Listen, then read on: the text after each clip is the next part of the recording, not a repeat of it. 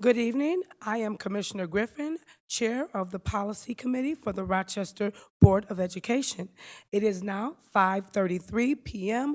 on Tuesday, March 11th, 2025. This is the Code of Conduct public hearing. The Rochester Board of Education's Code of Conduct Policy 1400, an educational law and regulation, requires the board to conduct at least one public hearing before the board can vote on any revisions to the policy. The purpose of this hearing is to gather input from district students, parents, staff, and the community regarding the proposed changes to the Code of Conduct. The Rochester City School District strives to provide a safe and productive learning environment that will help students become successful, responsible citizens. Our goal is to ensure that all students have the opportunity to participate fully in their education without disruption. The Code of Conduct is written to promote a positive learning environment for all students. It spells out expectations for the responsible behavior of all partners in the school community, including students, all district staff, in addition to parent, guardians, and visitors to the schools. As required by the Code of Conduct and Educational Law and Regulation, the Code of Conduct Committee, which includes district students, parents, staff, and Code of Conduct Committee, which includes district students, parents, staff, and community members, review the policy to provide recommended revisions. All the information related to the proposed changes to the Code of Conduct can be found in the public hearing agenda on Board Docs and at www.rcsdk12.org/public hearings. At this time, we have one speaker for tonight. As a reminder, we will have 3 minutes. He or she will have 1 minute or 3 minutes to speak, and on the topic of code of conduct. And we have Rebecca Harrington. Good evening. Good evening. Good evening. My name's Rebecca Hetherington. I'm the mom of 3 boys at School 52. I'm a parent representative for the Special Education Parent Advisory Council on the Code of Conduct Committee. The Monday before our last Code of Conduct Committee meeting, a parent from our school reached out about issues her child was having in the classroom. She had met with the administration twice. They scheduled a 3rd meeting for the end of the week, but it was becoming a more urgent matter. I went with her to meet with the principal to schedule a meeting sooner since she felt uncomfortable on her own. The next morning, we both arrived for the meeting and were told that I was not allowed in the meeting. I cited the Code of Conduct and the parent engagement policy. We were told that the meeting would be canceled if I was there. Reaching out to everyone I could think to support the parent in this moment, the very long story of many hours is that the district backed the district. Parents and students do not have any levers to pull when our rights are violated. Instead, we stand with papers in our hands that tell the people standing in front of us that what they are doing is wrong, and they continue to do it with no accountability or expectation of consequences. Honestly, this was a nothing issue, or should have been, but because of the amount of times parents and students are denied their rights, even when they are clearly stated, like in the Code of Conduct, that dozens of people have worked diligently on for years and has repeatedly been approved by this board, it doesn't make it to the schools and it doesn't help us stand up for our students.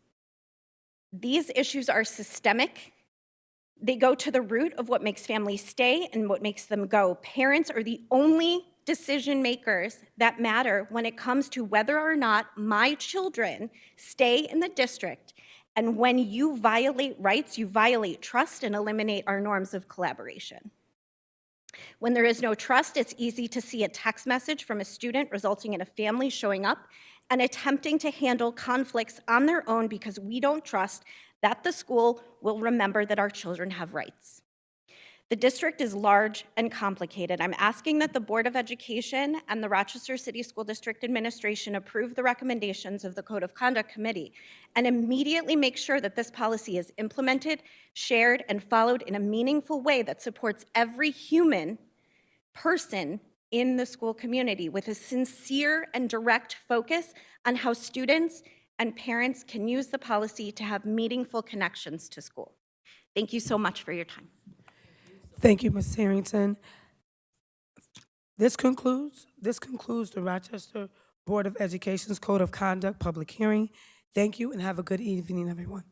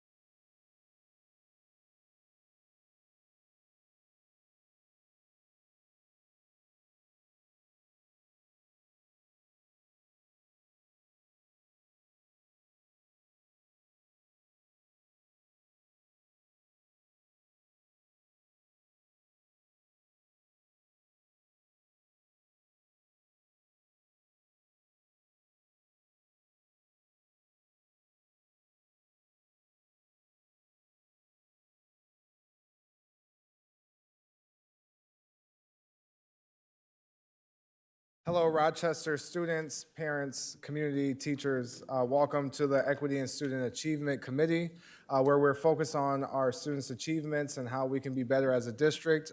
This committee is focused on our student outcomes. And so we're more than excited today for the presentations. There's going to be a lot of information that will be shared to the public and the community today, and I want to also let you know that you can go onto the Board Docs website where you can review all the documents, all the presentations that have been presented today. You can look through there and look at the presentation so you can develop and not develop, but really understand the information that's going to be presented today. Also, there will be a lot of information shared between our second network updates, which revolves around our high schools, updates on our iReady scores, and also updates on our state monitor financial plan for Q2. And so today, to start off with, we have, actually, can we review and accept the minutes from the February 11th, 2025 ESA Committee of the Whole? So moved. Motion from Vice President Malloy, seconded by President Simmons. Any comments or questions about the minutes from February 11th, 2025? Seeing none, all those in favor? Aye. Any opposed? And the minutes from February 2025, the ESA Committee is passed.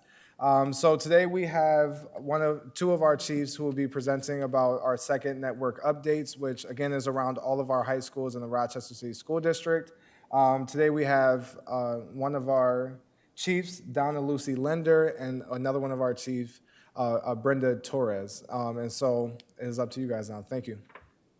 Okay, thank you, Commissioner Santiago. Good evening, everyone, the viewing public, all of our beautiful students. Good evening, President Simmons and Vice President Malloy, and all of the other commissioners, as well as Dr. Strickland. Again, my name is Donna Lucy Linder, and I am a secondary chief here in the Rochester City School District.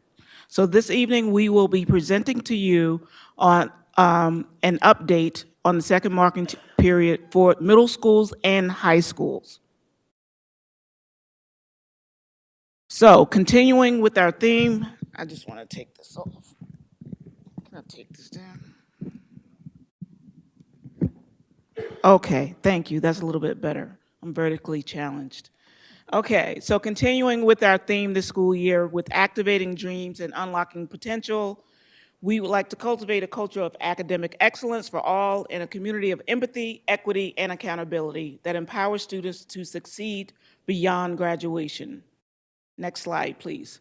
So the focus of this presentation tonight will be on Goal 1D, which is increasing the number of students earning 5 or more credits in ninth grade from 70% to 90% by June 2028. I want to share that as we continue to collaborate and drive progress across our schools, our work is directly connected to the goals set by the Board of Education. These goals serve as our strategic compass, guiding our efforts and ensuring that we remain focused on what the most important matters are for our students and community. Tonight's presentation is directly connected to the fourth goal, increase the number of students earning 5 or more credits in ninth grade from 70 to 90% by June of 2028. Whether we are enhancing instructional practices, improving school culture, or strengthening our student outcomes, every initiative we pursue is aligned with the board's priorities and goals. By staying rooted in these goals, we contribute to measurable progress and demonstrate our shared commitment to excellence, equity, and continuous improvement. Okay, next slide, please. So just a review from our December presentation in terms of reviewing the graduation requirements. So all students, in order to receive a New York State high school diploma, needs 4 credits of English, 4 credits of social studies, 3 of science, 3 of mathematics, 1 credit of world language, 1 credit of visual art, music, dance, and or theater. Also, they need 2 credits of physical education, a half credit of health, and 3.5 elective credits, which leads to a total of 22 credits in order to receive a high school diploma. So, what is our data telling us? So, also as a review of the presentation from December, we put in place this school year early monitoring systems for our students to make sure that our students are identified early and supported early. So we implemented early monitoring systems in order to make sure that these goals were being met. So, as I said before, on the first slide, in order to receive our New York State high school diploma, you need a total of 22 credits, and you also need 5 Regents exams. In order to receive an advanced Regents diploma, you would then need an additional 3 Regents exams, which make it for a total of 8. Yeah, and it's important that the BOE understand that this information is in gold form. It is happening in most buildings, but not all, as we are in the process of establishing these systems. It is important to know that we follow up on progress with these goals on school visits and in network meetings. Okay, so as a review, this current slide is a slide of our current 8th graders across the district in secondary. That's middle school and high school. So these are the credit-bearing classes. So looking at the first line, you have algebra, which has a total enrollment of 333 students. In the second marking period, the number of students passing is 270 students. And you can see the number of students passing from the first marking period is 81.4. So the percentage of students passing for marking period 2 is 81.1. So this is an average or a merger of the 2 marking periods, 1 and 2, that 81.1%. Looking at credit-bearing classes, again, looking at biology, we have 232 students in grades 7 through 12, with a total of 76.3% passing in marking period 2. In earth science, we have 153 students. The number of students passing in marking period 2 is 119 students. In the first marking period, you saw that there was 90.8, and merging the 2 marking period scores, you have a percentage of 77.8% in the second marking period. Spanish 1, that's 78.8%. Spanish 1P is 66.7%. Spanish language arts is 69.1%. Studio in art is 77.7%.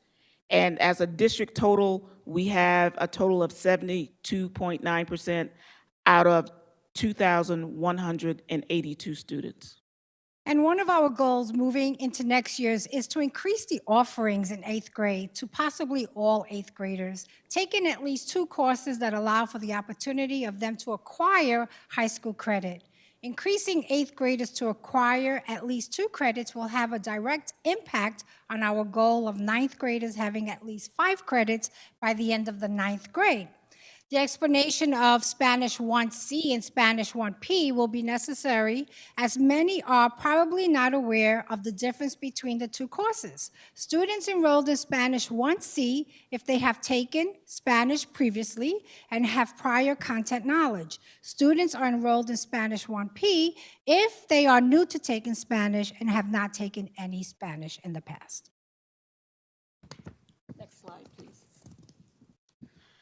So the current slide is of our 9th graders across the district. Again, you'll see the schools listed going on your left. You have school number 58 looking at the total enrollment of 9th graders that are on track. For marking period 2, there is 56 students on track with a percentage of 81.2%. East High School, the percentage of students on track is 68.9%.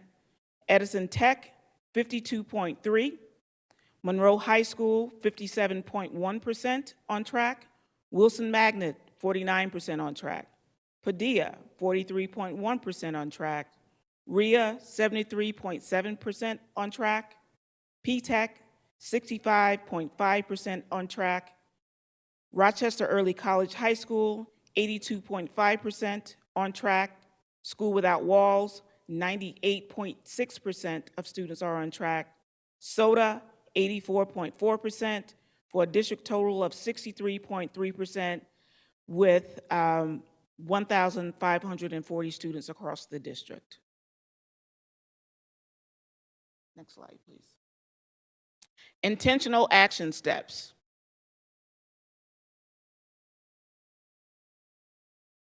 So, at the beginning of the school year, Dr. Strickland really stressed the importance of students knowing how many credits they had accumulated. So that's been our ongoing work in making sure that all of our students know that they have these one-on-one meetings with their counselors and also with their teachers. All staff in secondary schools share knowledge of graduation requirements. So whenever you see a student in a hallway in a secondary building, they should be able to tell you how many credits that they have accumulated thus far. We also have student trackers that monitor students' progress so that instructional leadership teams can identify students who are in need of additional support. We also have support such as marking period makeups so that students who may have failed the marking period can then also recoup that credit by finishing assignments. And we do this through the student monitoring system. I'm a little tired today, guys. And realize, please, that school chiefs follow up and monitor progress at school visits and network meetings. It is also important that the BOE members know that we are in buildings on Mondays and Wednesdays and Fridays. Okay, additional school supports. Marking period credit recovery, which I mentioned, online credit recovery. We also have extended day programming on afternoons and also Saturdays. Cohort tracking again, recess credit recovery. So while everyone else is on vacation, many of our students and staff are here working hard in our buildings. And then also based on student outcomes, we also monitor students' progress and we adjust their schedules accordingly. So if a student needs additional support in math, maybe a math lab will be added to their schedule. If they need additional time in terms of literacy, our literacy lab can be added to their schedule to make sure that we are supporting our students as much as we possibly can. So as you can see, this slide shows the support that we have in place in the event a student falls behind, and to ensure that we have opportunities for our scholars to stay on track. Implementation of these supports varies across the district and are school specific. It is important to note that we have implemented a wide range of opportunities to meet the needs of our students. We are focusing heavily on this work as it will have a drastic impact on reducing the dropout rate and increasing our graduation rates. Any questions? Thank you, Chiefs, for your presentations. If we can go back to slide number 11 for school supports. If I can start off by saying that some of these programs are good programs and very beneficial to our high school students. I believe even in my experience in high school, I might have used one or two of these programs and these school supports that's up here, and they are beneficial. But I am wondering, when you were speaking about the adjustment to student schedules, and you were talking about how sometimes you may add a lab into their day. Usually, what does a lab look like? Let's say there's an ELA lab for a high school student. Usually, what does that look like? Is it in a classroom setting? Are they catching up? Are they with other students? Are they with general population, or is it just an individual work time? Well, normally what it is a small group that is already identified as a lab, so it allows for small group instructions. And what normally happens on grade level teams, they will identify students who are in need of additional support, and then those teachers will give that student or provide it to the lab teacher in order to provide that individualized instructional support for that student. And they can also use that for work completion in addition to learning additional knowledge or catching up. Yeah, and how effective have you found these labs to be as far, maybe individual, you might not have that data now, and if you don't worry about it, but how beneficial have you found these labs to be towards a student's success or progress? I would say in general, in most situations, it works out to the student's benefit. Okay.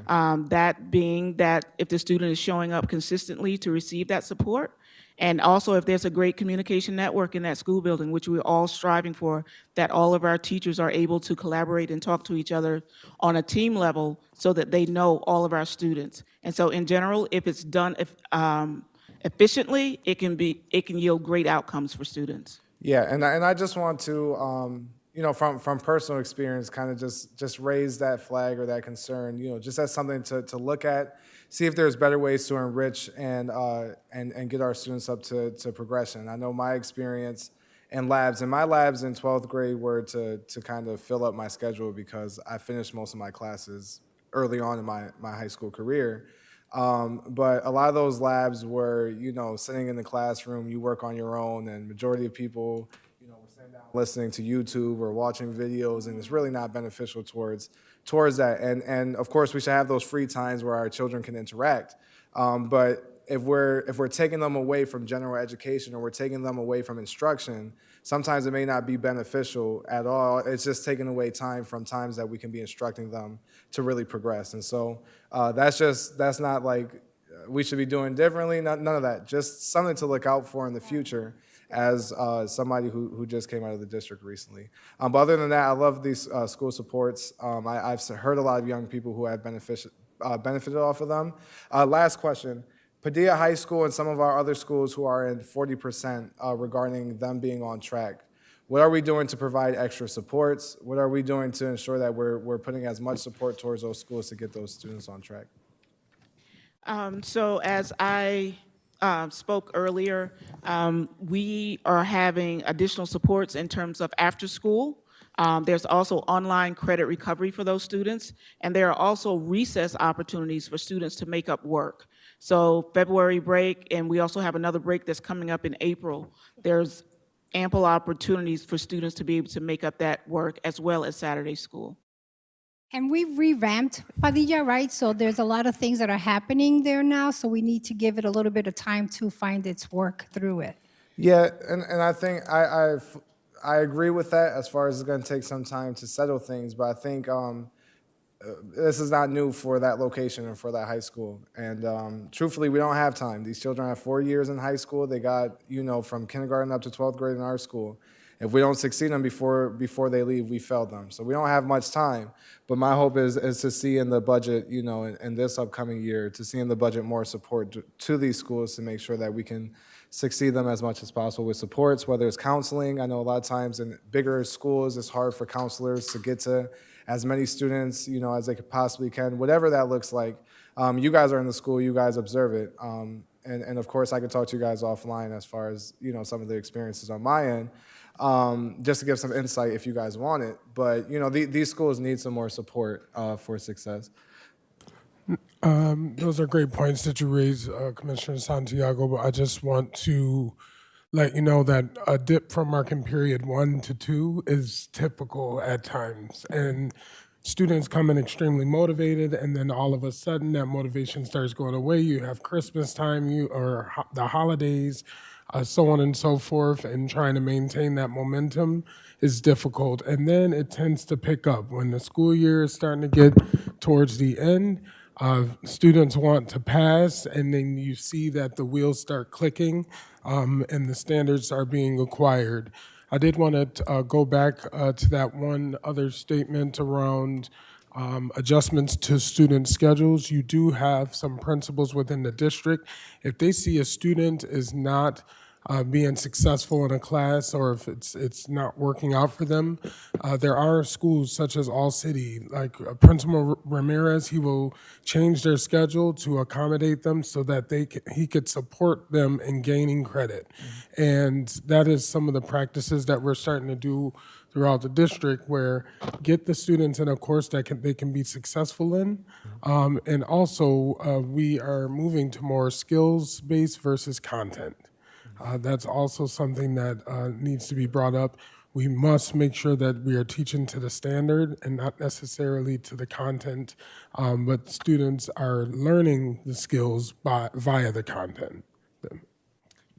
Yeah, thank you. And there's, of course, every student, there's different things for every student. And that's why when we speak about the labs, it's like, of course, specific to the student. But what's important, both in my experience and what you just shared to me, is that the young students have a chance for one-on-one, somebody that they can work with, somebody who they can go to, somebody that they usually that helps them come to school, because they know that there's somebody there that they're safe with, that helps somebody walk them through the process, and that helps them be successful. But sometimes, in my experience, you have staff who are so overworked sometimes to be able to get to every student one-on-one. Sometimes, because sometimes that's not fully true. Any other questions from our commissioners? I'll start down the dais and move down. Commissioner Griffin. Thank you, Commissioner Santiago. I have a couple of questions here. How many of the students passed the state regents exam? This is marking period 2, Commissioner Griffin. So the region exams haven't happened yet. That's around marking period 4, but it hasn't happened yet for this cohort I know. because we're only in marking period 2. How, let me rephrase, let me go back. Let me go back. Go ahead. Okay, say something. Commissioner Griffin. So the January Regents results, I believe Ms. Ramos will give an update in terms Okay. of test data. Is Right. Are Regent scores in there? But we can provide that information Okay. for you from Okay. the January. So we can Thank put you. that in the question log. We'd be happy to answer that. Yeah. I can't hear you. So to the public, what's being said is right now the state is still processing it, if I'm correct. And so the data will be coming soon, but the results from January will be back soon. That's so I what just- Dr. Vamos was Yeah, saying. for the record, we're talking about January 2025. Yeah, thank you. So also, you mentioned about the February boot camp. How many schools participated in the boot camp? How successful was it? Because I think we need to acknowledge those kids that went to that boot camp. And what schools was it at? What schools participated in that February boot camp? Do we have that information available? Well, I can identify a school from my network. I know that Thurgood Marshall was one of those schools that had one in February, and it was very successful for the students who attended that boot camp. I can also get that data for you later. But I also believe there were other schools within the district, and I would be happy to provide that for you as well. Yeah, I would like to know how many students actually participated. Okay. How successful was it?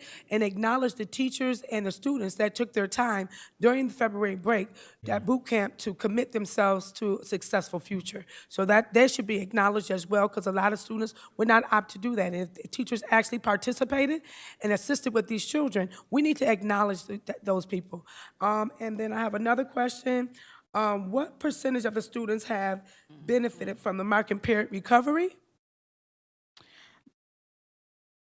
The marking period just ended, so students are actually recouping that work now. If you're referring to the marking period 1, we also need to get that data for you. Okay. But marking period 2, they're now in the process of doing credit recovery.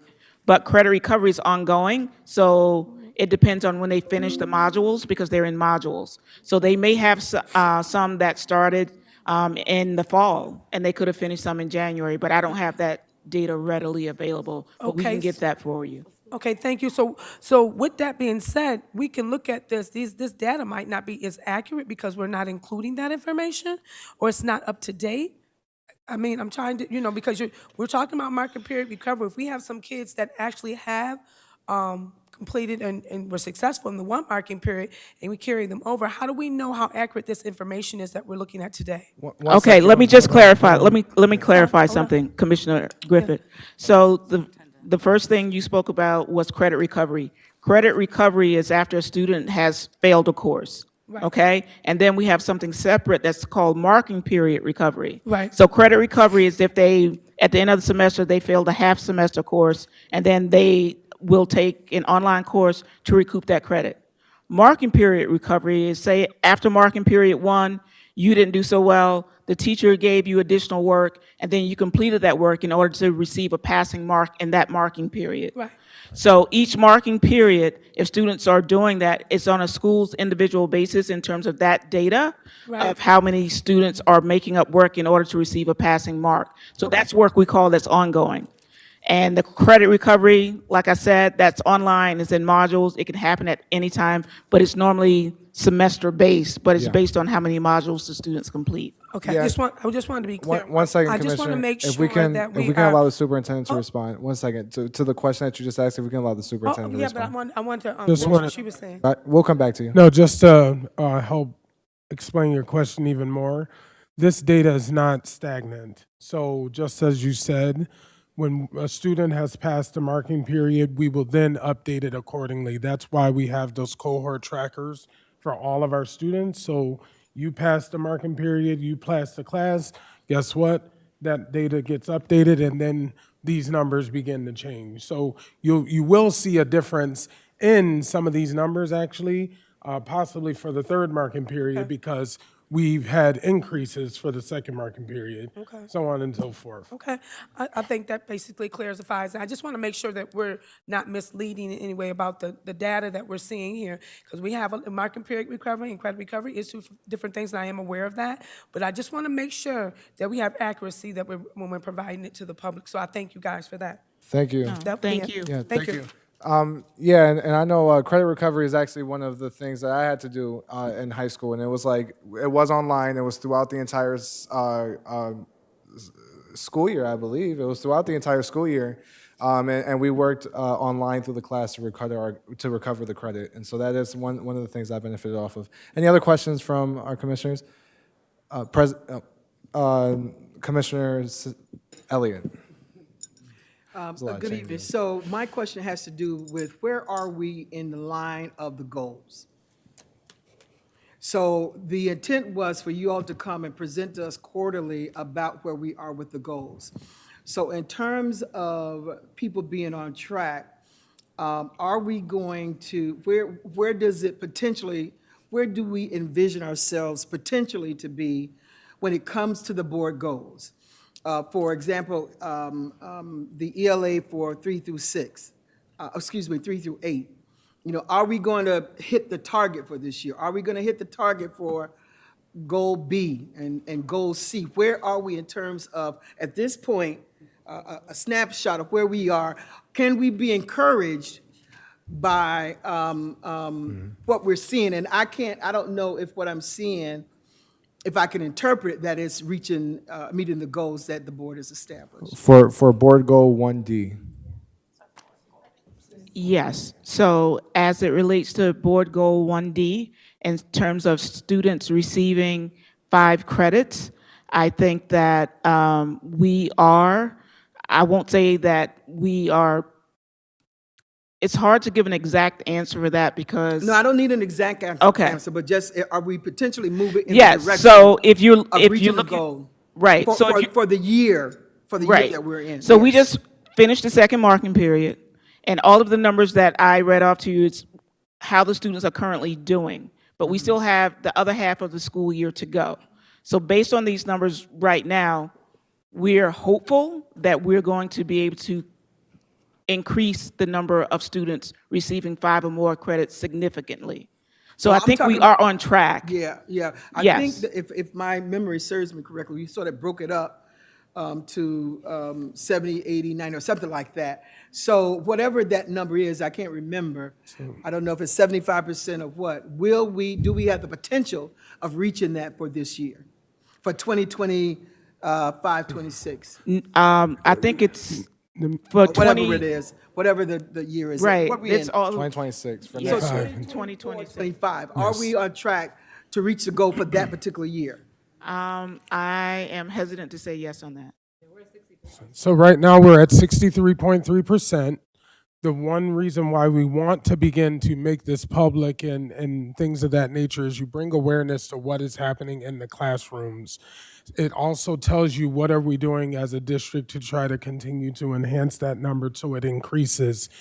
By us being at 63.3%, we know we have work to do. We have to continue to work because we set a goal at 75, and we want to make sure that we get there. That's why we also talked about all of the other additional pieces that we're trying to put in place in order for students to make up those marking periods, to pass their courses, things of that nature, so that we actually can see the outcome goal for 1D, and I think it is around 75%. The good thing is you could start to identify and track what students are not in this pile of passing. And once you can track those students, you could target them differently. Some of these I'm almost certain there's a correlation with attendance. We also have had a large dip from what is happening in the world right now in attendance. And we just have to continue to chuck away, you know what I mean? Not making any excuses for our students, our families, our teachers. However, these are the things that our staffs are contending with. You know, it's very And difficult. can I just add a little? No, let me say something. Let me Okay. interject, please. Thank you. See, one of the things that I've said, I remember going to an RTA meeting, and they had all of these other concerns, and they are valid concerns. But I said to them, you can't control that. All we can do is control the education piece. And so that's the important thing. And I think that that's what I want to make sure is conveyed in this space. They're trying to work with everything else, and they can't do it. They weren't trained to do that, right? That may be my responsibility for my day job, but it's not theirs. All they can do is educate. And if teachers and people keep their eyes on education and not the other stuff, that will take care of itself if they're educated, right? So it's important that we not get into all the other stuff. That takes too much energy away. But if we can focus on the education, and I'll say this and I'll say this, we've always been poor as African Americans. But the one thing that we knew is that we got the education, we will not be poor anymore. And that's the difference when you have other people who are teaching our children that don't understand that. And so that's why it's so important that everybody focuses on education, because they can't control the rest, but they can't control the education. So I say that to say, if we use the energy for that, I can almost guarantee you that we will see these scores increase. But if so much energy is spent on the other piece that they can't control, all we can control is the education, you'll see a difference. That's got to be the motivating factor for the people who work in this district, that they're focusing in on educating them and not worried about the other stuff, because that will take care of itself. So I say all that to say, because we've got these goals. We may not need them, right? We may as well not have them if we're not focusing in on accomplishing the goals. It's so important that we do that, even in times of what we're going through now, right? Yeah. Even in times of what we're going through now, we got to do this work. So thank you. Thank you, Commissioner Elliott. Quick follow-up: are individual schools? So we have the board goals.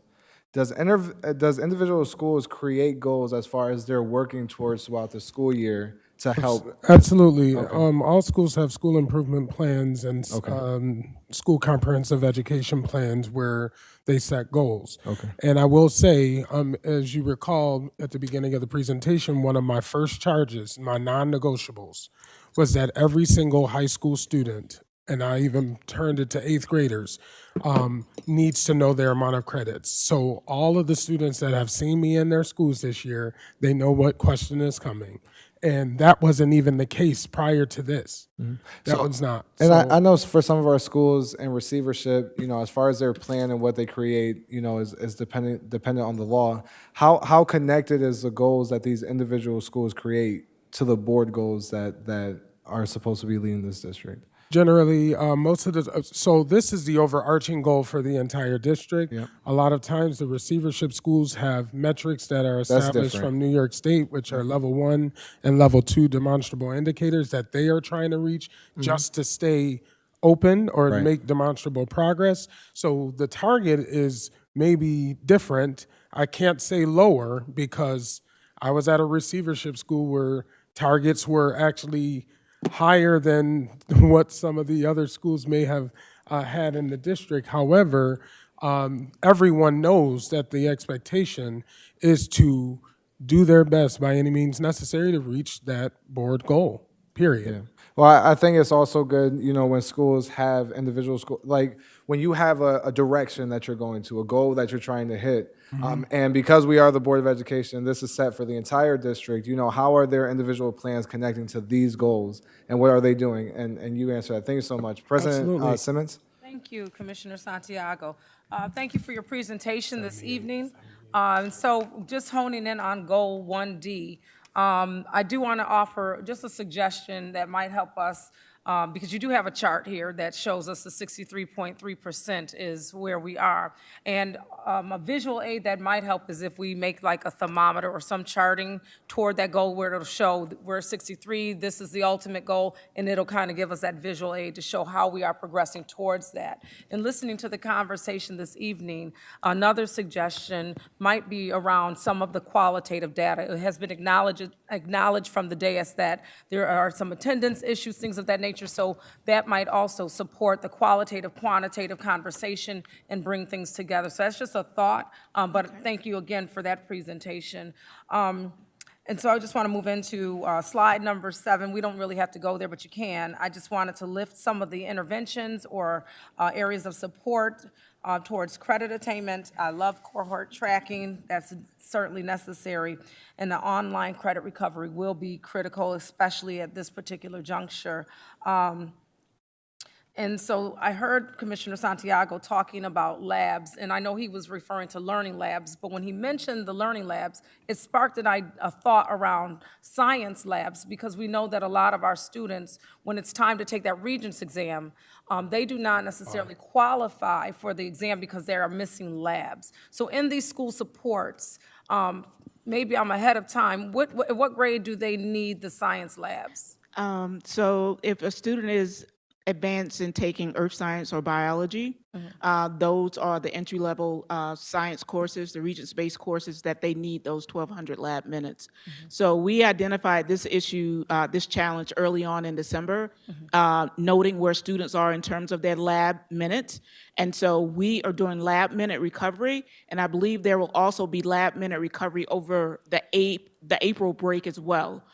So there are opportunities for students to make up those lab minutes on Saturdays and after school right now, because we want to make sure that our students are eligible to sit for these exams. Awesome, thank you for that. And then lastly, I started to think about parents when I reflect on my experience going through high school, not my personal high school, but my son going through high school, right? And are these supports being communicated, or how are they being communicated to families? So it was always helpful for me to know that something was available. So when he said, oh, I can't do this or this isn't there, I knew as a parent, hey, no, I heard there's a science thing, or there's something on Saturday, or you can do this online recovery. So how is that being communicated to ensure that? So the beautiful thing about technology right now is that we have a myriad of ways to communicate. So there are newsletters that go out from multiple schools. There are robocalls. There are mailings that go out to families. There are posts on social media, on Facebook, letting parents know the resources that are available to support their children. And it's something that we're proud that we're able to do, because it's something that's very important for our students to have access to. And we want to make sure that parents are aware. We want to get to a point in which we can actually text, and some of our leaders are even on texting basis with parents saying, hey, Johnny is really behind on this, or Khalil is behind on this. He needs to come and see me on Saturday. And so there's an open door policy in most of our schools that we want to lean into our parents to let them know what's available. And that's why I'm glad we have this moment here tonight to say, look, at the end of the day, they don't have to come home. We will support them at the end of the school day, and we will support them on Saturday as well. Just drop them off, bring them to us.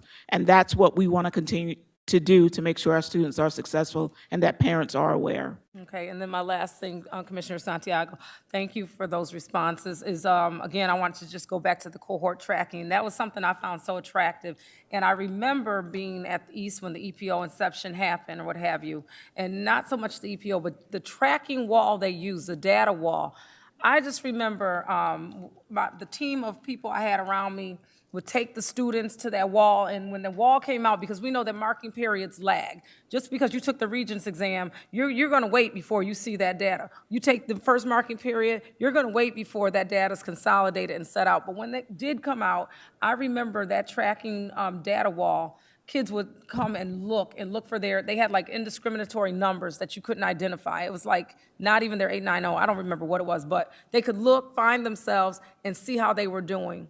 If they were in the red, yellow, or green, and they knew what the charge was from there. So I hope some of our school communities are finding ways to bring that culture together as well. Yes, there are counselor meetings to give student updates, even after our testing with our students, to let our students know how they're doing and which standards that they still need to master. So those conversations are happening, and they are becoming quite robust in our district, which is something we're really proud of. Because when students know where they are, then they know what to aim for. And so that's something that we're trying to make consistent across the district. Yeah, if you know where you are, you know where to go. Thank you. Exactly. Quick question, are there, the parent liaisons, are they in the high school also, or is that an elementary school thing? In our high schools, they are homeschool assistants. Okay, thank you. Vice President Malloy. Thank you. Thank you so much for your presentation this evening, and it's really, I love seeing this cohort tracking model. And I can see that we are making some progress, and we have more progress to be made. I'm looking at slide 7, and that's the cohort tracking for our current 8th graders. I think it's great that we're going back and doing this at the 8th grade level. I think it's fair to say, too, that, you know, when we're looking at algebra, biology, earth science, any of those credit-bearing courses are most likely being taken by our honors students. Would that be a correct assumption? Just if Yes. they're already taking that in 8th grade? Yes. And so I think that, you know, when we see percentages, those percentages look okay, right? But that means that, you know, in algebra, you know, almost 20% of our students taking that at the 8th grade level are not passing, right? And so I am curious to see that progression. But it is great that we see this as commissioners. I'm wondering how that 8th grade cohort tracking, when we look at the next slide, when I'm looking at the current 9th graders then, who are on track, you know, obviously we see that those numbers are much lower overall. And I'm just curious to know what percentage of those students were honor students when they were in 8th grade and already came into 9th grade with those credits. And what percentage, so is it fair to say that a large percentage of those current 9th graders already had the credit going into 9th grade, which is wonderful. We love to see that. I just want to know, I don't know if I'm making much sense here, No, perhaps. you're making Yeah. a lot of sense. You're Because I'm wondering how worried when I many- see that dip, but then it's actually a much higher number of 9th graders who are at risk if a larger percentage of those numbers were honor students in 8th grade coming in. We'd love to see those credits already, but it means that many more of our regular ed non-honor students perhaps are falling behind. I don't know if that, yeah. It No, would be- no, I'm you're- just curious to know what percentage of those students were in those that honors cohort as well. Okay, I think I understand your question. So you're looking for the number of students who were 9th graders. Who are current 9th graders, but who earned those credits already back in 8th grade. Okay, that's something that we can delve Yes. into. We can get numbers for you. Cool. So Thank you the- very Can we much. add that to the question log, please? Thank you. Thank you so So much. just an FYI, some of the students that are on this chart, so 69 students at World of Inquiry School, some of them probably already have 2, 3 credits and could be in a higher or advanced course that they're not doing so well in, but it's all encompassing. Right. We took the time to highlight the traditional high school 9th grade schedule, algebra, biology, so on and so forth. Some students take earth science, some take biology, Spanish 1C, 1, you know, some of those courses exist in our high schools for 9th graders, and it's good to track it as an indicator of what they're going to do in 9th grade as well. But you're right. We just need to find a percentage of students that were advanced and figure out how many of those individuals, where do they fall on this chart? Yeah, thank you, and I'm sorry if that wasn't clear. One thing, though, I'm curious about just enrollment. I know on slide 7, we're looking at total number of 8th graders. It looks like the district total for our 8th graders is 2,182. So, and when we look at the current 9th graders in the district, it's 1,540.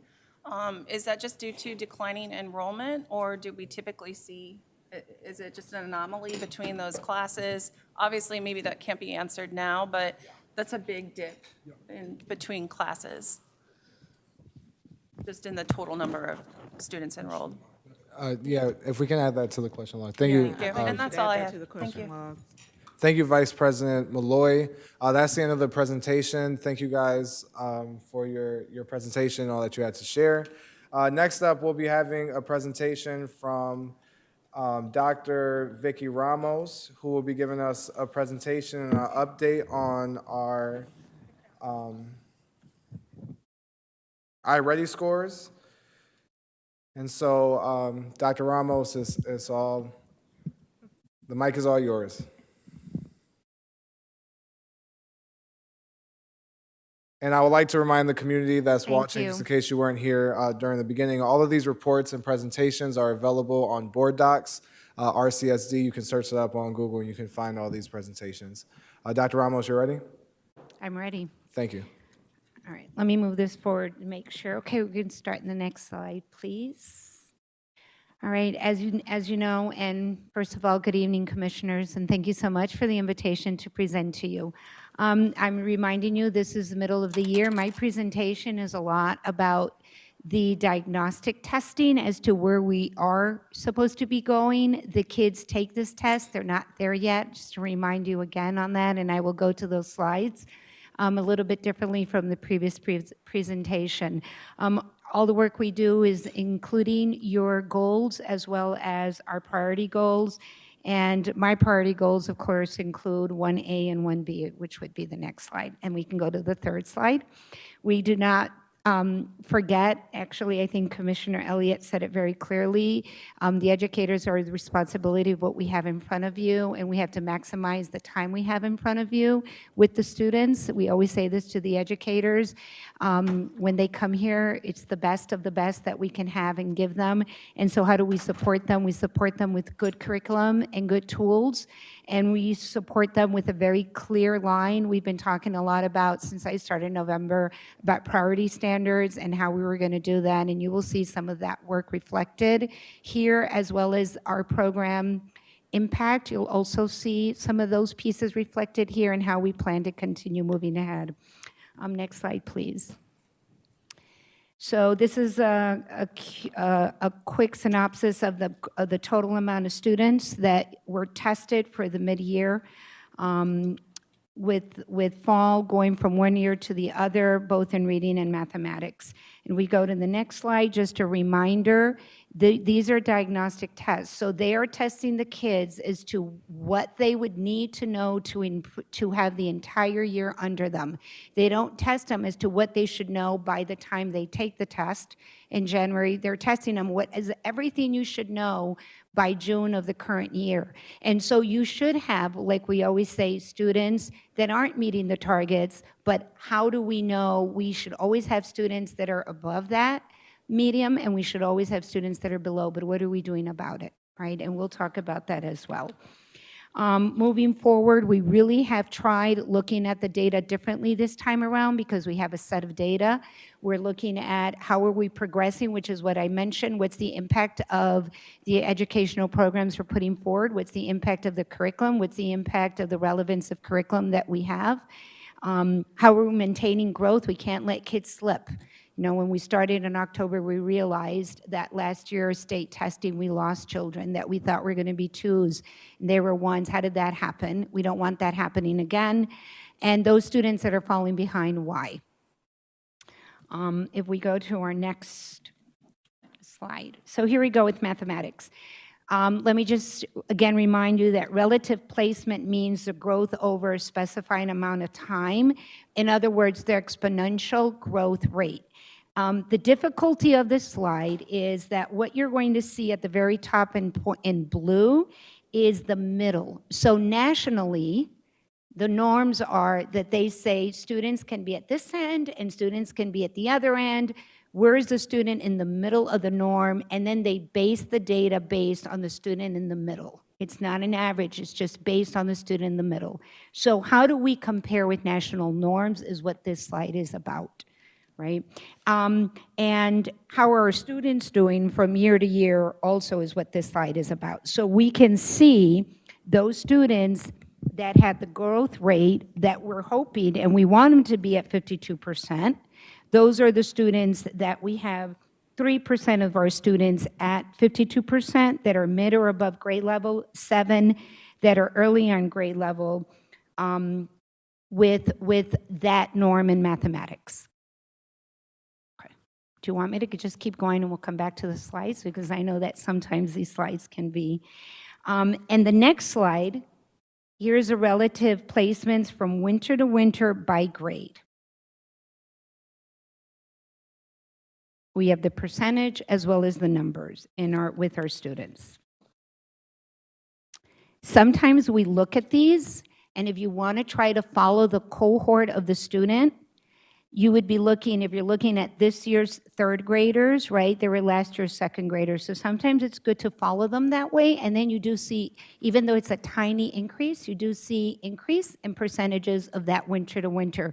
We need this time, this moment in time. You would say to me, why are we doing winter to winter? Because we and then can look at their growth. Remember, we have to decrease achievement growth. Right? That gap. We have to decrease the gap. The only way we can decrease the gap is if we really are looking to see not only what is their typical growth, what a kid should grow in a year, but how well are we doing with gaining on the learning loss. And the next slide is mathematics for grades 6, 7, and 8.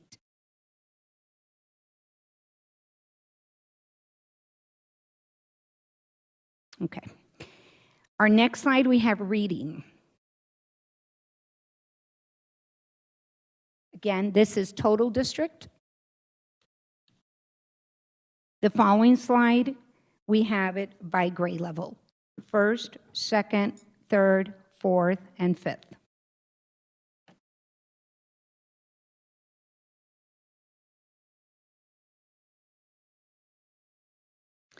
I will point out that we're starting to hope and see that our percentages of those pinks and reds are starting to decrease as we are doing more work in the science of reading, and you're going to start to see that with these slides. And as we continue to move forward, remember this is the first year of our implementation of the science of reading, really targeted phonics, fluency pieces, and grades 6, 7, and 8.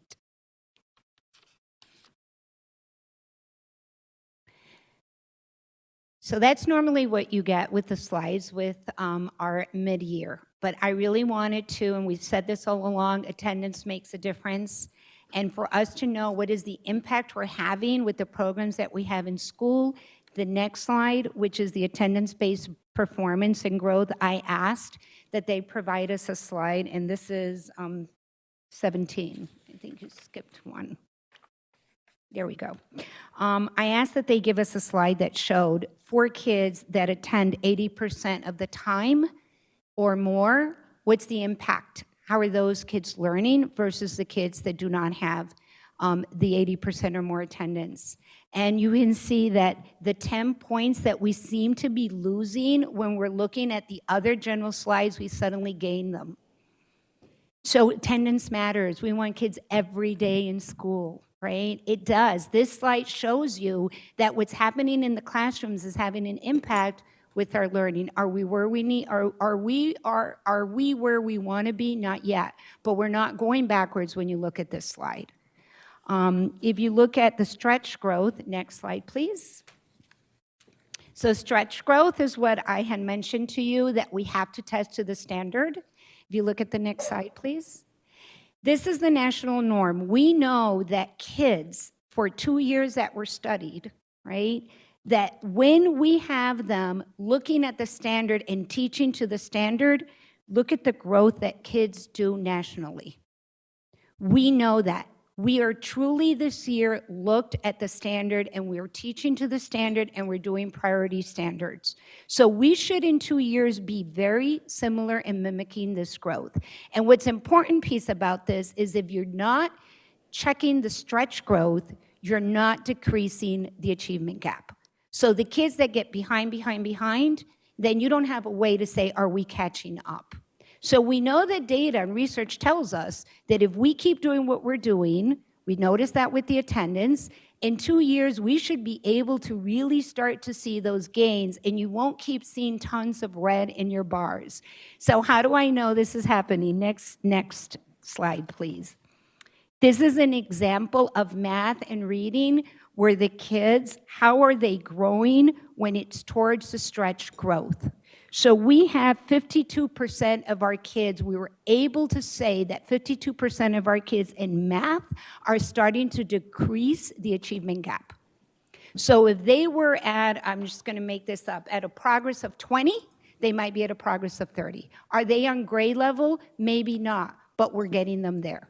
So this is the type of slide, commissioners, that tell you, are we doing what we need to do with what's happening in those classrooms? Do we want to see these percentages continue to increase? Absolutely. That's why we're pushing for writing. If they're not writing, they're not continuing that cognitive development of talking about it, reading about it, and now we need to write about it, right? And writing is not a one-time event. They should be writing all the time, right? And the reason why we say that, mathematics, manipulatives, we just spent close to $40,000 in February of ordering manipulatives for the elementary schools. We know that when kids practice using manipulatives, they're moving the agenda. How do we know that? Because we see that in those classrooms where they're truly using manipulatives, this growth is minimizing. How do we know the work is happening? We're meeting with the chiefs. They know school by school, student by student, who's on this chart and who is not. So what are we doing about those that are not? And what are we doing that those that are so that we don't lose the momentum? In our next slide, if the state exam was tomorrow, this is where we would be. So my hope is that in 2 more months, we are better than this, but not less than this. Those are my fingers crossed, right? We don't want to lose kids where they are right now, but this is where we would be in mathematics if the state exam was tomorrow.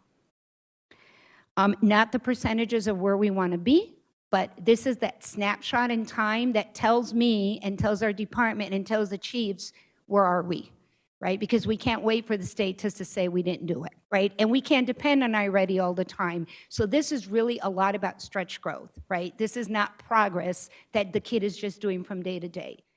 Day to day, yes, but in addition to that, how are you getting closer to that grade level? And then the next slide is reading. Moment in time, where are we if we were to have the test tomorrow? So we always, in the next slide, please, we always talk about what are we doing. So I kind of switched this over to what are we providing our staff so that we can continue to move the agenda? Because I think this is important that not only we talk about how are we, what are those instructional priorities we're doing, but what are we providing the teachers so that, and then they can employ that toolkit that we're asking.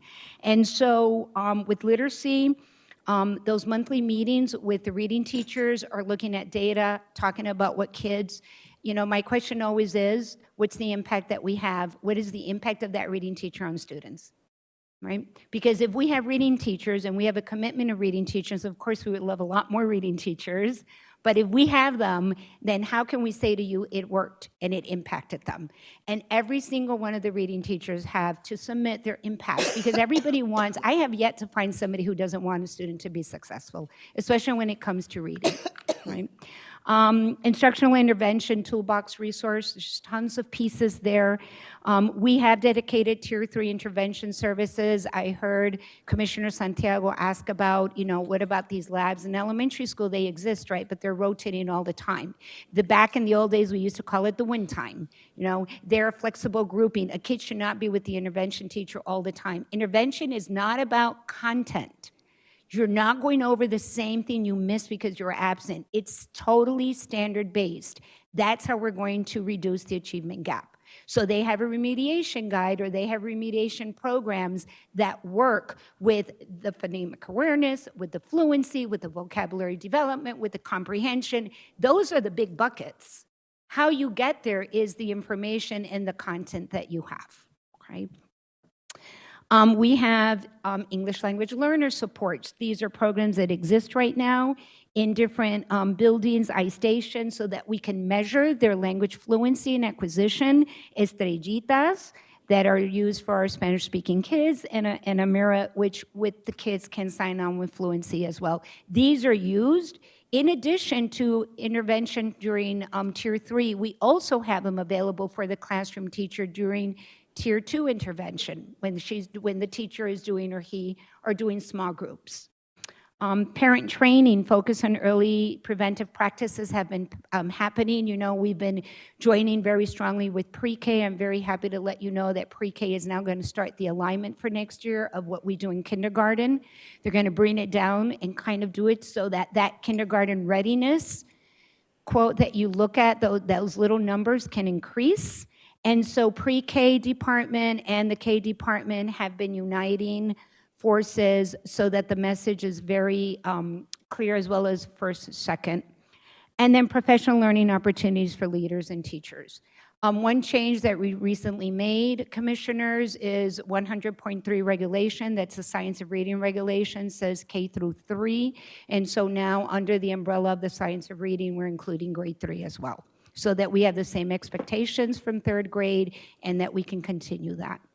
Numeracy, you have professional learning going on with I Make It. We have a big conference day coming up. Everybody's getting trained, right, on it. And this is kind of what we call the letters, which is the literacy training, what is the science of reading and why it's so important to do certain things in reading. During reading time that we have our classroom teachers do it, it's the same thing for mathematics. We are just in the process of the selection of K-5 program in mathematics. We do have parents involved. We have a pilot right now going on. And as well as we'll be getting feedback from our students in elementary schools, because their voice matters more than anybody else's, right? Parent workshops, of course, increasing math excitement. This is my plug-in, May 30th at School 7. We'd love to see you at the 24-game district-wide tournament. So that was my plug so that I wouldn't forget to invite you. And professional learning. I mean, I think that we're providing ample opportunities, and we really are trying to remind teachers all the time of the resources that they have. Okay, let's go to algebra. I'll try to go faster this time.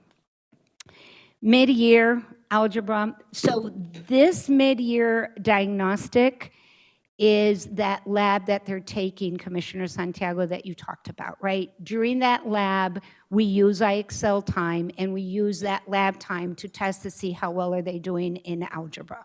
So you will see that many of your numbers here don't match a total number of ninth graders, because if they are in that math lab, and they're using that time in that math lab for IXL, those are the kids that are being tracked right now. For next year, this year is a full year of implementation. For next year, our point is that every single ninth grader that is taking algebra must have the lab attached to them. The next page is the pie that you always appreciate and that you want to see. Again, this is mid-year. This is everything that the kids should know by the end of the algebra year. So the fact that you're seeing 68% of them are far below, all your 8th graders have not made it through that curriculum, right? On the next page, you have the 9th grade pie chart as well. And we had a great discussion today during our chief meeting about this. And our work continues. Oh yeah, we're behind. Yeah, sorry. Okay, and our work continues, aligning curriculum materials, trying to identify those areas. One of the pieces, like we said, we get weekly a skill set from the students that are in those labs, and then there's work that comes with that lab. One change that they did this year is the teacher that teaches algebra is the teacher teaching the lab. In the past, it used to be random, and that we saw that that wasn't working, and so for the upcoming year, algebras will be double period, but the reason why they're double period is because we expect every kid in algebra to have a lab attached to it. They need that extra time on task. And our leaders and our teachers, and at the end of the year, again, looking at the analysis. I understood the question about Regents exams in January. There is a process where we load these exams, and then once we get the permission from SED to be able to share, we will be sharing those with you. My department did do already a deep dive analysis, and once we're given permission to do that, we will be telling you what we are sharing. And actually, at the principals meeting this Thursday, what we're telling our principals, make sure that you're seeing this, this, and this happening in your algebra classes so that we can be successful at the end of the year. This is a new algebra exam. Thank you, Dr. Ramos, for your presentation. And I just will also like to remind and say that this is data regarding the current place that we are after the second marking period. And I do want to say that there's a lot of work that we have to do, and this is something that we all know. This is why you guys took this position. This is why some of us ran, is because there's work that has to be done for the children. And so I'm hoping to see throughout the rest of this marking period for there to be progress. And I know that absenteeism, is usually a big contributing factor. And truly, however we can find ways to decrease our absenteeism will be important. And I know that there's a lot of students and parents in this district that has unmet needs, unmet concerns, unmet problems. I think as we really start, tackling that and taking care of our parents and our students, we can start, chipping away at our chronic absenteeism here. And that also does come with the code of conduct enforcement and ensuring that our parents and our students know about the code of conduct and enforcing that is being practiced in this district, because these are our parents and our students' rights. Is there any questions from our commissioners? I'm going to go this way now. So Vice President Malloy first, and then we'll go down. Awesome. Thank you so much for your presentation. I really appreciated just this. There's some sobering numbers, of course, but Yeah. I wanted to say thank you for pointing out just that stretch growth. I'm looking forward to learning more and seeing more of that. Also really appreciate that we're looking at standards-based instruction. And it was nice to see all the information on the many interventions that we're doing for MTSS. So thank you for your presentation. You're and welcome. We've got a lot of work ahead of us, but We do. Thank you for this snapshot. Thank you. And can you quickly remind the community what MTSS is? I do know what MTSS is, but just for the community to know, because I do think that is a model that would be helpful even towards the data that we're seeing today. So multiple tiers of student support is really a committee that looks at every student and looks at the data, and then our academic and intervention teachers or services are what we provide with our intervention teacher. So when we have these students that are 2 grades below and they're not meeting the mark, and then they have extra time of intervention. Yeah, so we got that presentation, I believe, some point last year when it was kicked off, and so I'm glad to see that it's being utilized, and excited in the upcoming months to see the And we have results of that. a data platform that allows staff and teachers and administrators to see how they're growing once the intervention is being provided. So we can see, was this impactful or not during that time? Right, So we're not waiting the 3 months for this to come out. right.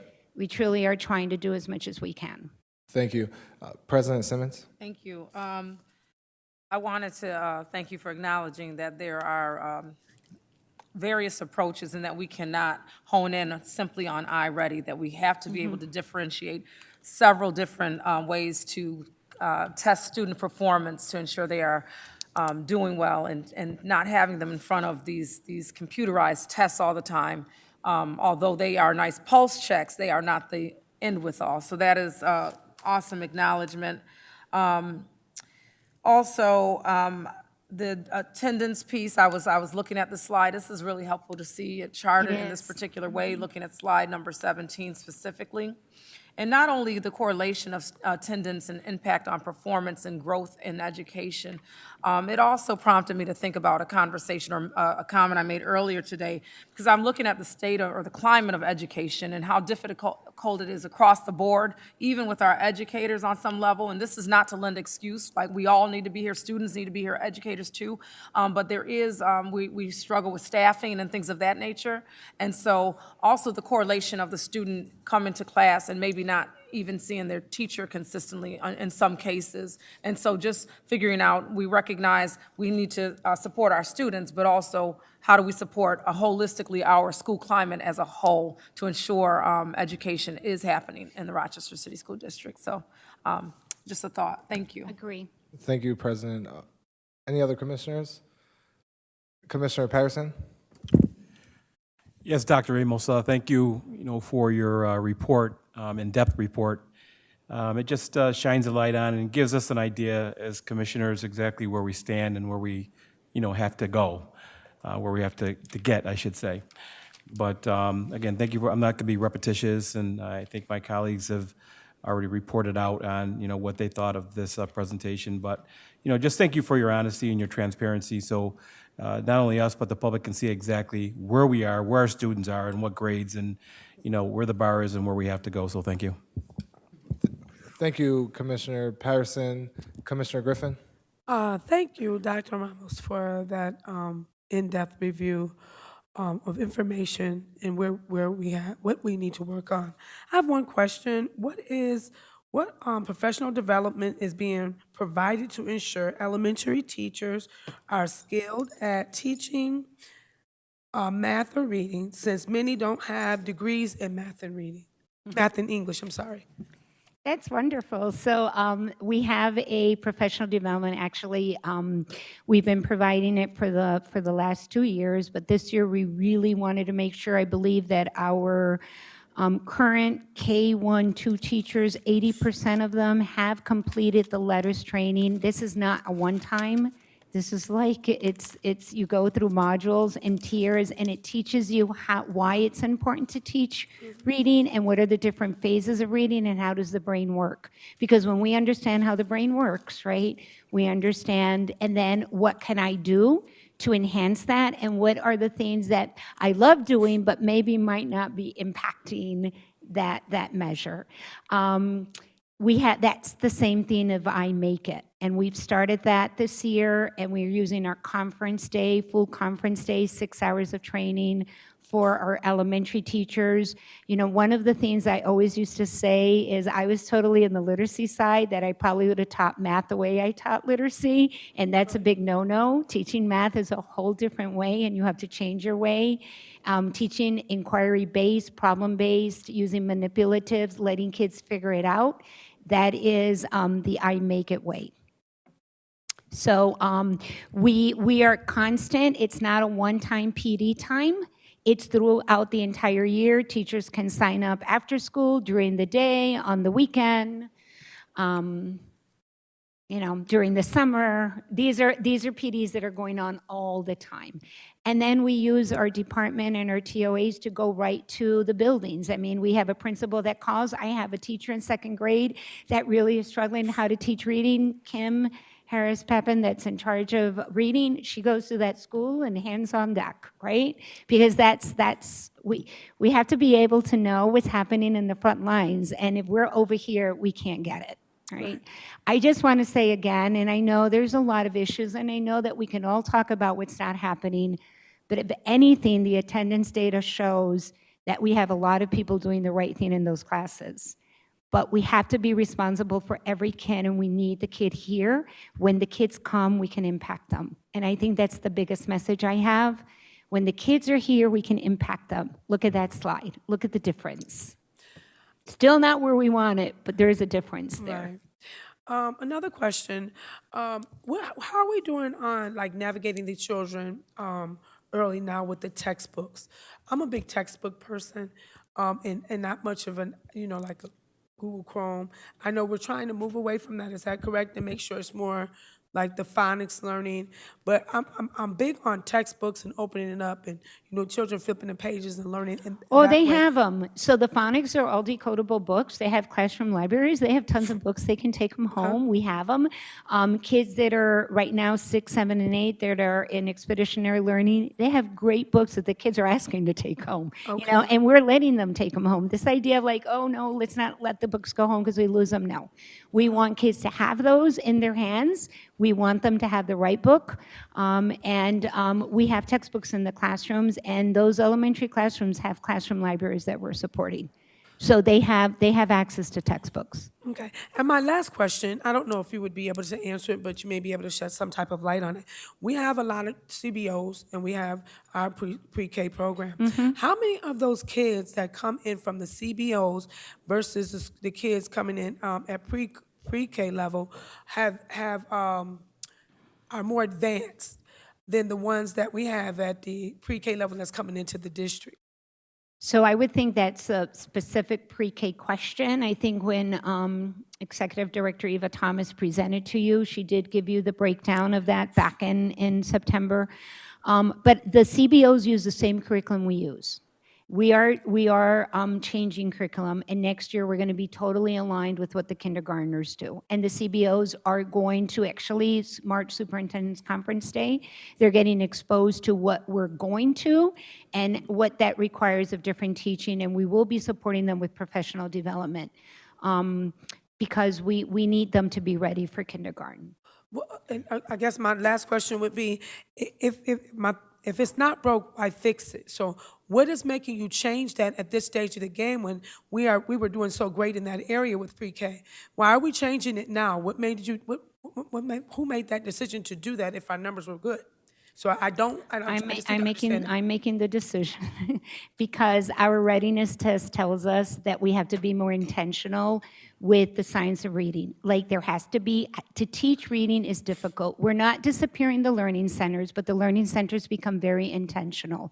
We're changing the structure of what happens and when it happens and how it happens. Maybe by changing it and by being more intentional, and then we can measure. Because it just can't all be qualitative, right? We know they have great smiles. We see them going to the classrooms. They're enjoying it. That's not going to stop. The happiness of the children won't stop. But we want the teaching to be intentional so that we can measure, so that when they get to kindergarten, if they went to pre-K, we can have an impact on K, have them more on grade level when they enter K, and then say to parents, send them to pre-K, because when they come to pre-K, they do better in K.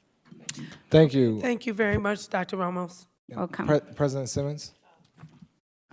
I just got excited. You know, you talk about reading, you're talking about my thing, and I'm still learning and growing in my understanding with that area. But I love what you talked about regarding the intentionality that's necessary. And I remember when Corinne Weaver, the gentleman featured in the whole documentary, The Science of Reading, talked about the intentionality that is necessary to execute that well. And also even the planning time. If you look at a curriculum, we know Science of Reading is not a curriculum within itself. It's a science, right? It's a methodology and what have you. But the pillars are necessary, and just recognizing how careful you have to be to execute literacy in a responsible manner. So I do like what I'm hearing in that regard. So thank you. I just wanted to lift that.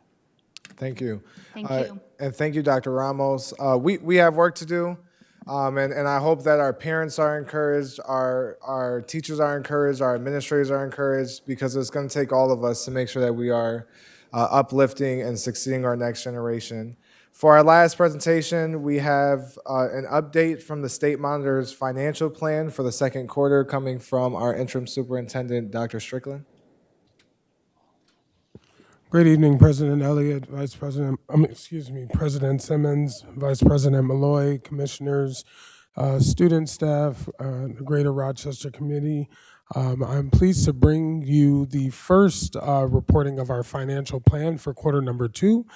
This is extremely similar to our academic plan updates. So now we are just also doing this task for our financial plan. And with the sunsetting of the Finance Committee, we have to bring this forward in some way, shape, or form. So our financial plan is set up just like our academic plan, in which there are 33 total recommendations that are in different buckets, those being general fiscal practices at 14, governance and programmatic decision-making at 4, legal and financial audits 5, budget development 5, organization structure and internal operational efficiency 5. And this all falls under the strategic plan priority number 5, which is operational efficiency / excellence. The reporting process is extremely similar, actually identical to the academic plan reporting process, in which we asked the departments to ensure they submit the evidence. This evidence should be ongoing. It should not be all of a sudden a one and done where they just stop work and place things in. The recommendation leads confirm if required actions were fully implemented during the quarter. The state monitor, the fiscal monitor, superintendent, deputy, and chief of staff, we review the plan in its entirety. And that means actually going indicator by indicator to ensure that the information is appropriate for each of the recommendations. The report is submitted to the state monitor and the fiscal monitor, fiscal consultant. The final document is then sent to the Commissioner of Education, and then the New York State Education Department and the superintendent conducts a final review where I can present this information to New York State Ed. So for the first area, for general fiscal practices, as you can see, we had 11 yeses, 3 nos, or in progress, totaling 79% achieving yes, 21% achieving no. It's important to highlight that in this case as well, just as our academic plan does, some of those indicators cannot be achieved until the end of the school year. So there are areas that are just not going to be yes. I just need to continue to reiterate that. There's areas of appropriate progress.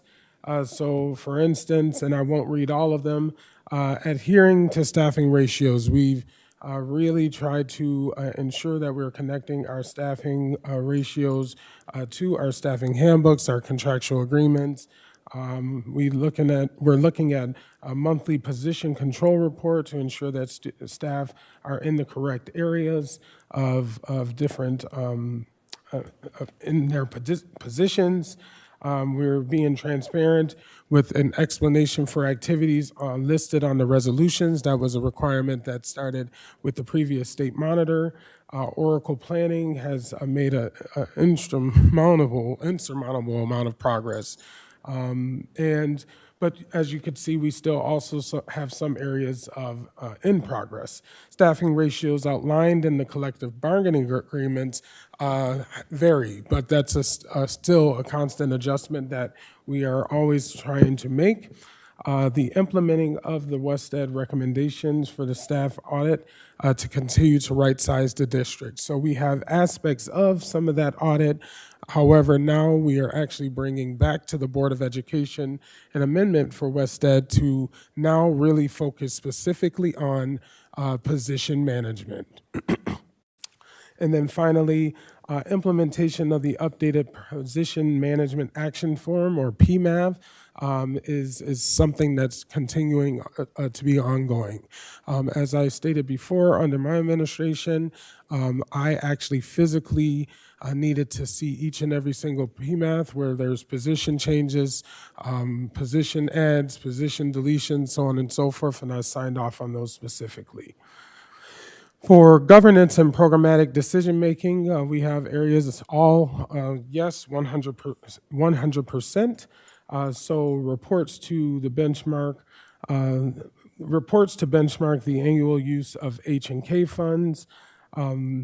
All contracts and resolutions include an evaluation and cost analysis, monthly vacancy analysis submissions, that actually comes to members of the executive cabinet, and then finally identification of various revenue components, which you actually see on a monthly basis when our chief financial officer presents the financial report. Just really want to let the public know and you all know the H fund is connected to cash capital and the K fund is connected to our bonds. For legal and financial audits, we had 4 yeses and 1 no in progress. So we consistently are reviewing all MOAs, memorandums of agreement.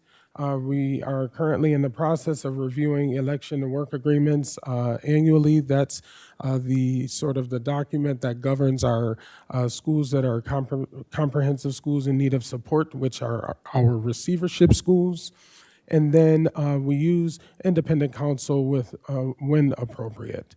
And areas of progress, independent counsel to audit all collective bargaining agreements. That is something, of course, that will be happening as we are beginning negotiations with one of our bargaining units. So we have that additional consult for this. Next would be budget development. Yet again, 5 yeses. Areas of appropriate progress. School leaders were trained last summer on the best practices in finance and budget. There's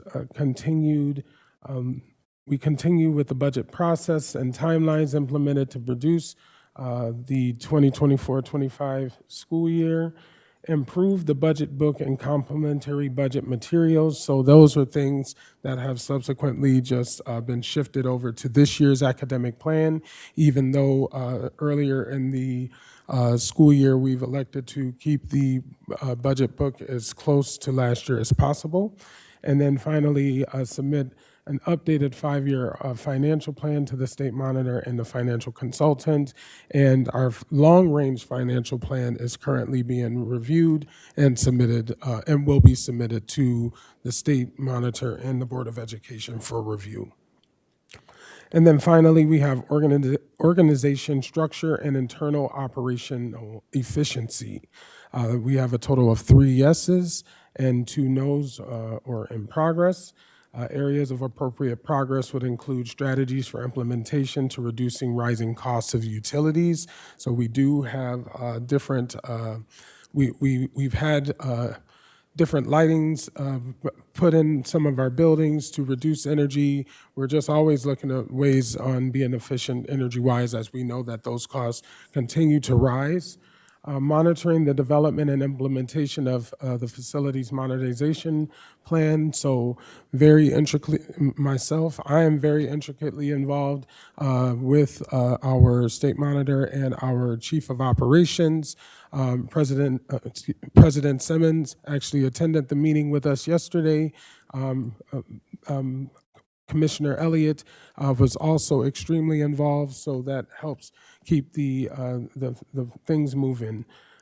Implementation of at least 4 strategies to reduce the district's reliance on transportation. So one of those big things, we're trying to ensure that we zoned our students as much as possible in middle schools so that we can become more efficient. And as you can see, we still continue to have ongoing transportation issues. So we continue to go to the drawing board for a number of things. Areas in progress: Medicaid compliance, written to the board, superintendent, and the state monitor. And finally, continuing to monitor and enforce that all service providers document in the IEP or the individual education plan, direct service log all services provided and events that prevent the delivery of service within 48 hours of deliveries of the service delivery.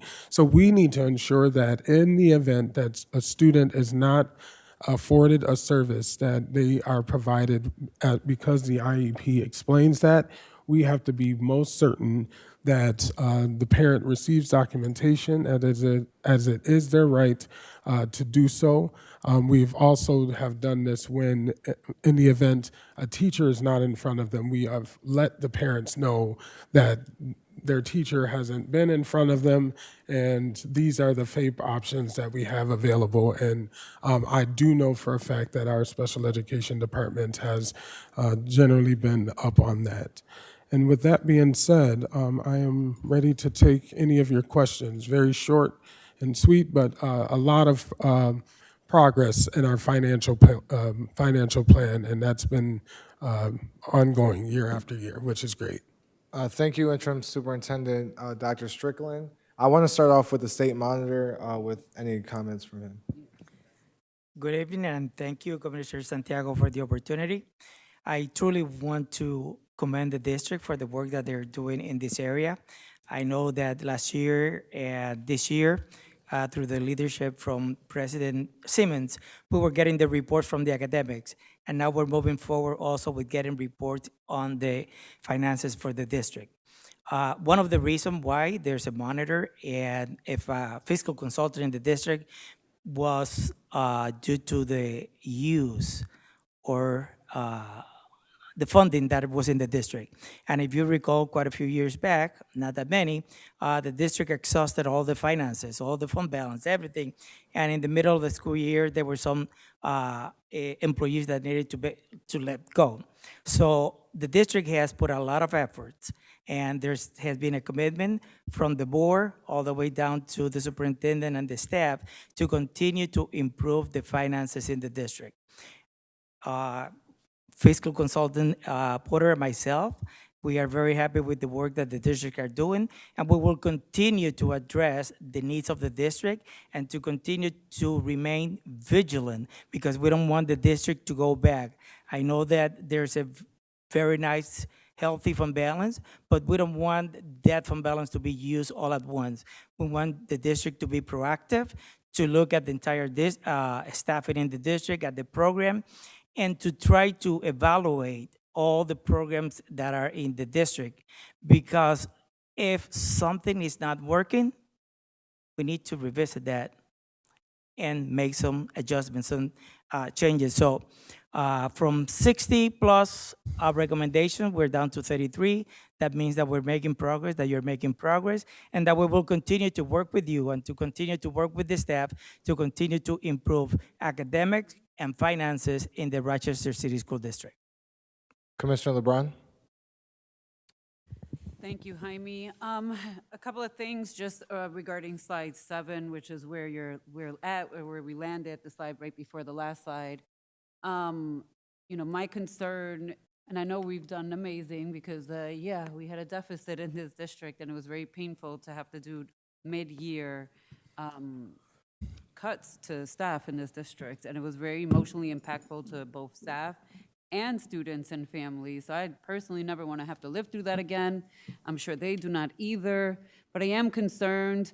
As you all know, there's lots of stuff still happening, but I want to point out that, you know, strategies for implementation to reduce rising costs of utilities. There was a news story a few weeks ago on Channel 10 that RG&E's electricity costs went up, and this is before the tariffs that our current person in office at the federal level has put into place with Canada.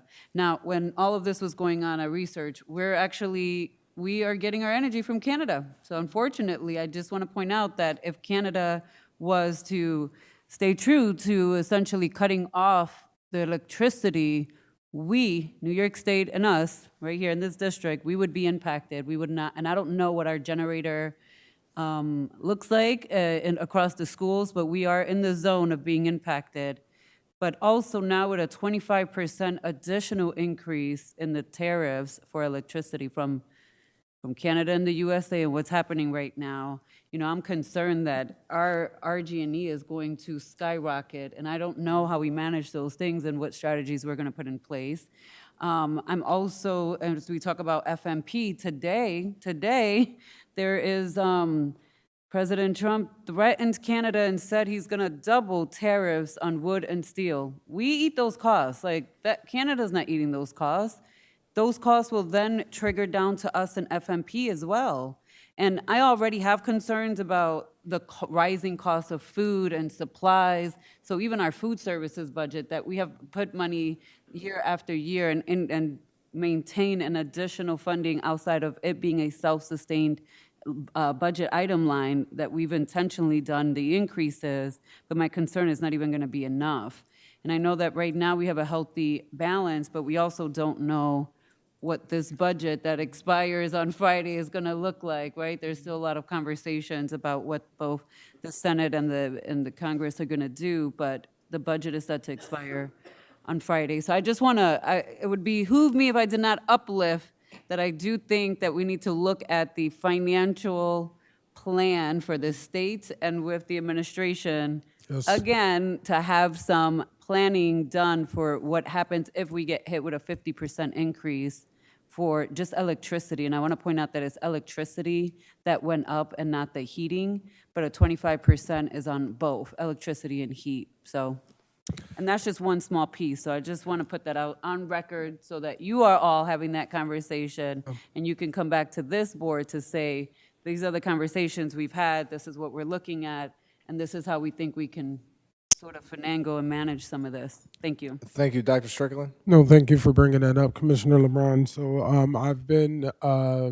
I had a preliminary discussion with one of our regents talking about looking into what hydropower we could possibly get from the Genesee River, as it does flow quite well. So that is an very initial conversation, but I do want you to know I'm just always thinking long term. I've been thinking that way, even it was a while ago. But also for F&P, this board would be pleased to know that I have made a request for an additional amount of money, $125 million, to help support the modernization efforts. F&P 3 was passed quite a bit ago, and we know that there's inflationary costs, but exactly what you said about these tariffs and things of that nature, that's going to be an increase on the goods and services needed to modernize. So hopefully the state will come through and be able to support us on those efforts. So conversations are happening, and I'm just happy to have a response. Yep. I'm going down the line, so Commissioner Malloy next. Thank you. Thank you so much for your presentation. Just one question. I'm just not really familiar with the PMAF. I think that was on, slide 7? Yes. Or so? Is this some sort of database, and how does Yeah. that work? So the PMAF is it's a process in which we create positions, we change positions, and it goes through a series of approvals. One, it gets put in by the department manager, it gets validated by budget to ensure that the funds are there. It goes through human capital to ensure there's no issues with the collective bargaining agreement, and then it finally comes to the superintendent to make a determination on whether or not this position will be approved. For the most part, I will say most positions were, like this year, if there's a net zero, meaning, you want something, you're giving me something. We're not trying to add additional things, but, in a sense, that's what happens. Now, there are different grants, which, now are going to be interesting, but different grants come in and there may be positions attached to it. We actually have to create put it in a PMAV to create a job code, so on and so forth, so that we are able to hire for the position. And so this isn't a building level type form, this is a central office? Yeah, generally, central office does it for the buildings in many cases, and it goes through a long string of approvals. Thank you. Absolutely. President Simmons. Thank you.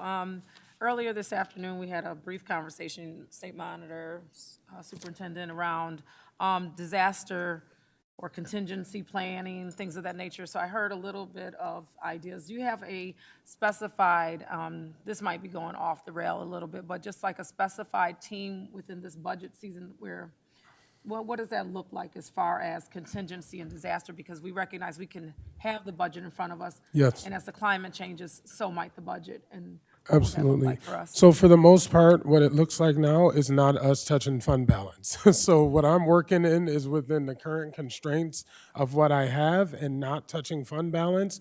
In the event that we do things like lose Title II, III, and IV, we will have a fund balance to help support that. And honestly, with the vast amount of positions that we do have in our budget, we still can continue to try to get some concessions out of the staff that we have and make reductions appropriately. So that's the only contingency.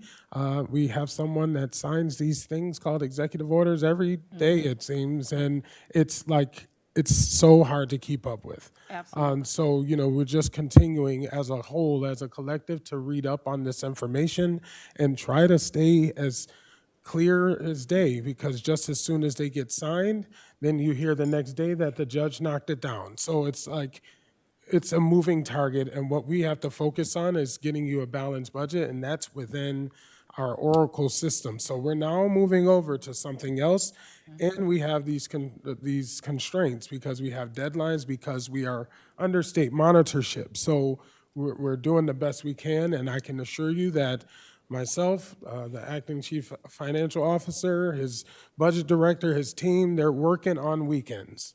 It's nonstop. It is nonstop. So that's really the only thing I can. Yeah. Is that reserve still that they talked about?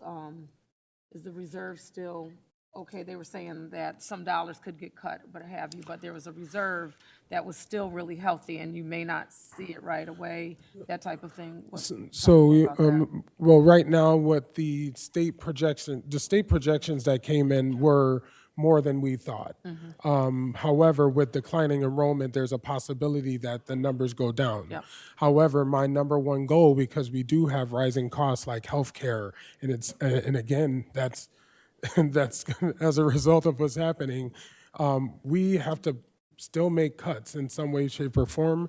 We found a number of vacancies that are not going to get filled. They're double budgeted. Get those out of the system so that we can actually free up some funds and not have to worry about people, because I'm like Commissioner LeBron said, do not want to deliver that news.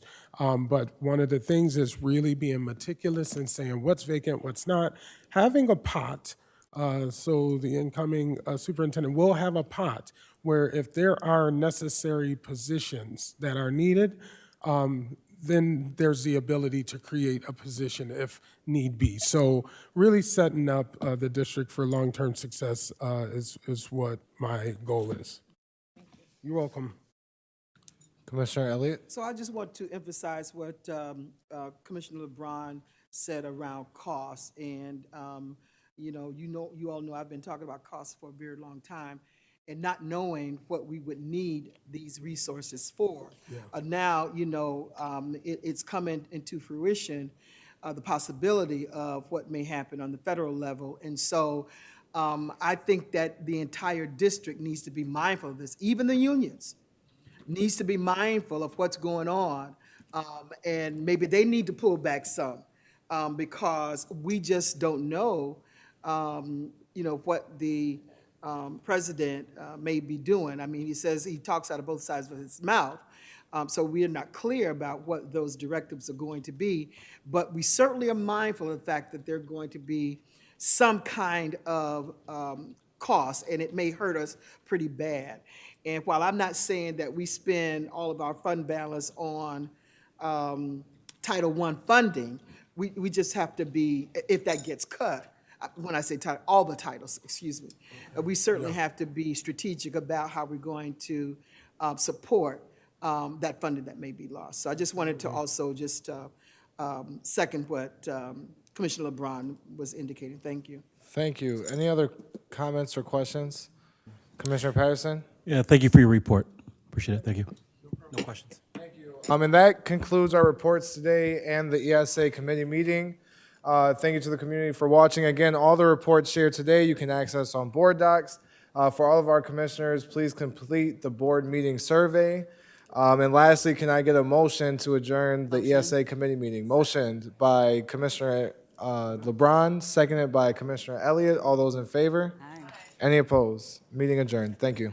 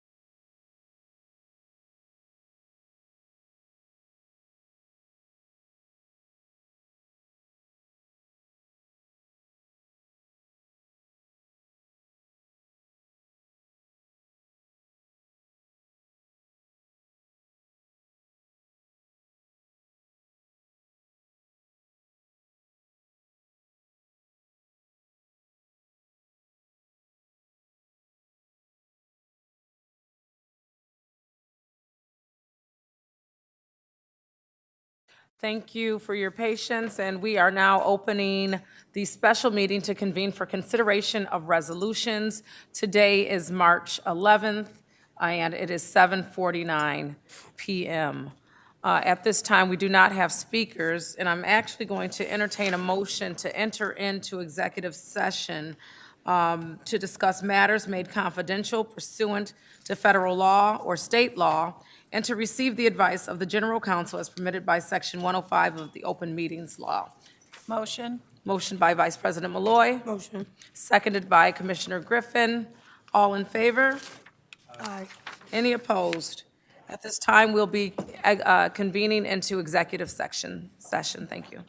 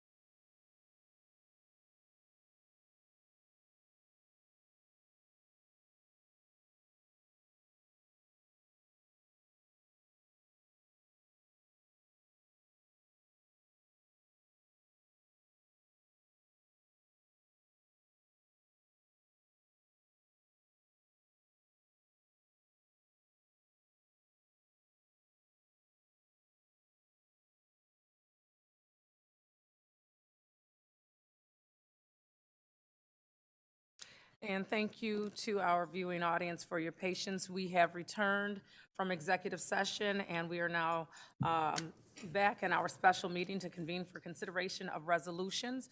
We are looking at our action items on the list, and I am asking to entertain a motion to bundle resolutions 553 through resolution 561. So moved. Moved by Vice President Malloy, seconded by Commissioner Griffin. All in favor of bundling resolutions 553 through 561? Aye. At this time, resolutions 553 through 561 are open for discussion. Any discussion? Seeing as there's no discussion, I ask I'm sorry? I'm sorry, can I get a point of clarity? Because I heard a motion to bundle, not a motion to move forward with them. Oh, so is this a motion to bundle them, and that motion has carried. And at this time, I'm looking to entertain a motion to go through the resolutions, if there's an open for discussion? Say that? Just to vote now on the bundle. Okay, do they need to discuss the resolutions at all? So I was opening the discussion for them, and was there confusion with that? And so where I was going with that is, seeing as there's no discussion at this time, I'd like to entertain a motion to vote on resolutions 553 through 561. Motion. Motion by Commissioner Griffin, seconded by Vice President Malloy. All in favor? Aye. Resolutions 553 through 561 carry. Moving down to our items, discussion items, we have listed here Council for Great City Schools here. And Rahima, I might ask for your help. I believe is it April 16th and 17th? Yes, ma'am. Either or, one of the days, April 16th or 17th, we have the opportunity to meet as a board, a collective board with Mr. A.J. Crabhill with the Council for Great City Schools. Anyone who has sat in his presence knows how phenomenal and strong this gentleman is, and he would be able to facilitate some discussion. We are still kind of mending that out and what that would look like for us, but AJ would be looking at some of our board dynamics and really leaning in a very real way. So I wanted to just kind of share those updates with you. We're not voting on those, but I do want us as a board to be aware that the opportunity to meet again with Mr. A.J. Crabhill would be available to us on April 16th or 17th. Rahima, our board clerk, will be reaching out to see if commissioners, what dates you might be available. I believe this would be extremely, extremely important for us to do as we progress in our district here. And at this time, I do want to move forward to Resolution 552, and I'm going to place that resolution in the hands of our General Counsel. Thank you, Board President. I'd like to raise a point of order if the chair will allow it. Yes, please. And my point of order is the board took an action last week and voted on a resolution. And I should have advised Commissioner Santiago to recuse himself from that, given that there was a potential conflict of interest due to pecuniary interest. So I'd like the board to, if the chair recognizes that resolution is void, does the chair have any objection to that? That is recognized and affirmed. But I would also like to, to indicate and clarify that I believe that the district does have a statutory obligation, and there's enough law and evidence to indicate that Commissioner Santiago is entitled to a defense in this matter. And under my authority, I do have standing authority as General Counsel to appoint outside counsel as needed in those situations, and that is under Resolution 2122 528, and I intend to do so.